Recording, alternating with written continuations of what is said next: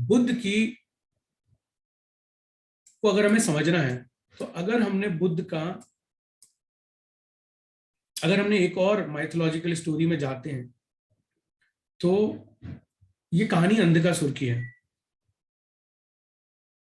तो इसमें ये जो अंधकासुर का जो जन्म है ये तब होता है जब एक बार भगवान शिव और पार्वती ये घूमने के लिए निकले होते हैं, मंदराचल पर्वत पर आए होते हैं। और जो हिरण्याक्ष है वो अपने बेसिकली जो जहाँ पे उसका राज्य है, जहाँ पे वो रूल करता है, वहां से वो निकलकर पुत्र कामना के लिए जंगलों में गया है और पुत्र कामना के लिए वहां पे वो तपस्या। कौन था हिरण्याक्ष? कौन था? हिरण्याक्ष और हिरण्यकश्यप ये दोनों भाई थे। और हिरण्याक्ष वो था जिसका वध वराह जो अवतार था लॉर्ड विष्णु ने किया था, और हिरण्याक्ष का वध नरसिंह भगवान ने किया था, क्योंकि ये अपने पुत्र प्रहलाद को मारना चाहते थे। जब एक पोल में इन्होंने मारा अपनी गदा और इन्होंने बोला प्रहलाद को कि भाई बताइए मुझे कि कहाँ है तुम्हारा भगवान विष्णु। तो ये दोनों भाई थे, और ये जो दोनों भाई थे ये माता दिति के पुत्र थे, और इनके पिता का नाम कश्यप था। तो हिरण्याक्ष और हिरण्यकश्यप दोनों भाई हैं, और इनका जो जन्म है ये बेसिकली ये जय और विजय हैं, जिनको अपने पिछले जन्म में श्राप मिला था 4 छोटे ऋषि मुनियों से कि तुम्हारे 3 जन्म होंगे और तुम्हारा उद्धार लॉर्ड विष्णु करेंगे। तो इनका ये एक अवतार, मतलब ये श्राप के रूप में इनका जन्म हुआ था माता दिति के गर्भ से, हिरण्याक्ष और हिरण्यकश्यप का। और इनका एक जन्म हुआ था कुंभकर्ण और रावण के रूप में। तो ये कौन है? ये जय और विजय है, जो कि द्वारपाल थे भगवान विष्णु के यहाँ पे। तो हिरण्याक्ष ने एक बार पुत्र कामना के लिए खूब इसने तपस्या करी कि मुझे जो है ऐसा, मतलब इसको एक पुत्र चाहिए था बहुत ही जो इसके कुल को आगे बढ़ा सके, ऐसा कोई एक पुत्र चाहिए था जो कि इनके राक्षस जो वंश था और इनका जो दैत्यों का वंश था उसको आगे बढ़ा सके। तो उसके लिए यज्ञ करने गए थे, और उसी दौरान पैरेलली एक और स्टोरी चल रही थी कि भगवान शिव मंदराचल पर्वत पे पार्वती जी के साथ थे। तो खेल खेल में पार्वती जी ने इनकी दोनों आंखों को ढक लिया। तो जब ढक लिया तो क्या हुआ, पूरी सृष्टि में अंधेरा अंधेरा हो गया। और जब काफी देर हो गई और भगवान शिव को लगा ये तो सृष्टि नष्ट हो जाएगी, तो उन्होंने अपना तीसरा नेत्र खोल दिया। तो जब तीसरा नेत्र खोला और इनके 2 आंखें बंद थी, देखिए तीसरा नेत्र है ये बेसिकली क्या होता है, ये आपका आज्ञा चक्र होता है।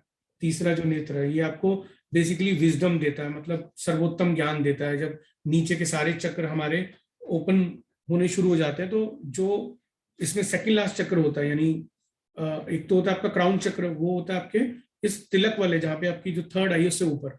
तो ये जो आज्ञा चक्र है ये टोटैलिटी में मतलब विजडम का है, ज्ञान का है।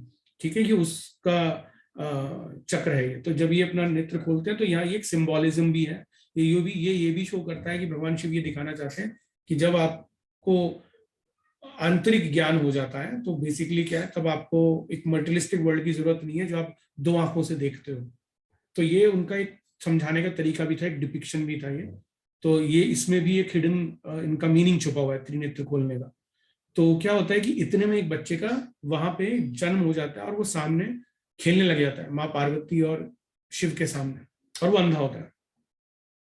तो माता पार्वती पूछती है ये बालक कौन है? तो भगवान शिव कहते हैं कि ये तुम्हारी ही माया से इसका जन्म हुआ है, कि तुमने मेरी दोनों आंखें बंद कर दी थी तो मैं सृष्टि को देख नहीं पाया, और क्योंकि सृष्टि का मैं संचालक हूं तो इसलिए इसका जन्म हो गया। तो वो कहते हैं अब क्या करें? तो कहते नहीं, इसका भी एक निमित्त है, इसका एक कारण है।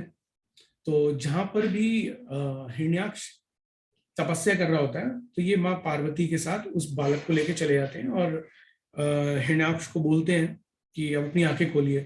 तो हिरण्याक्ष देख के बहुत खुश होता है भगवान शिव को। तो भगवान शिव बोलते हैं कि जो तुम्हारा उद्देश्य था कि तुम्हें एक बालक मिले, तो ये बालक तुम्हारा ही है।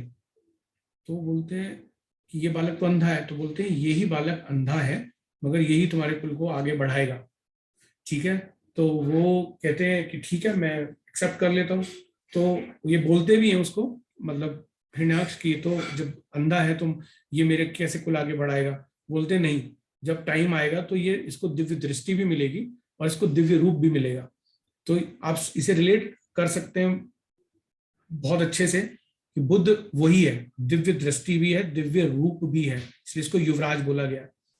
तो जब ये बड़ा होता है अंधकासुर, तो ये तपस्या करता है भगवान ब्रह्मा जी की।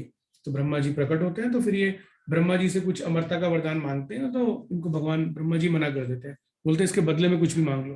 तो कहते हैं अच्छा ठीक है, मुझे आप दिव्य दृष्टि दे दो और मेरी दृष्टि वापस लौटा और मुझे दिव्य दृष्टि दे दो और मुझे दिव्य रूप दो। तो भगवान इनको दिव्य दृष्टि और दिव्य रूप दे देते हैं। तो बेसिकली भस्मासुर और अंधकासुर की जो मैं आपको बात बता रहा हूँ, इसका जो रिलेशन है वो बुद्ध से है। तो अगर बुद्ध अच्छा नहीं बैठा कुंडली में, तो वो पूरी कुंडली को अकेला ही खराब करने के लिए अकेला ही काफी है। जहां बैठेगा उस घर को भी खराब करेगा, जिस घर के प्लैनेट को देखेगा उसको भी खराब कर देगा।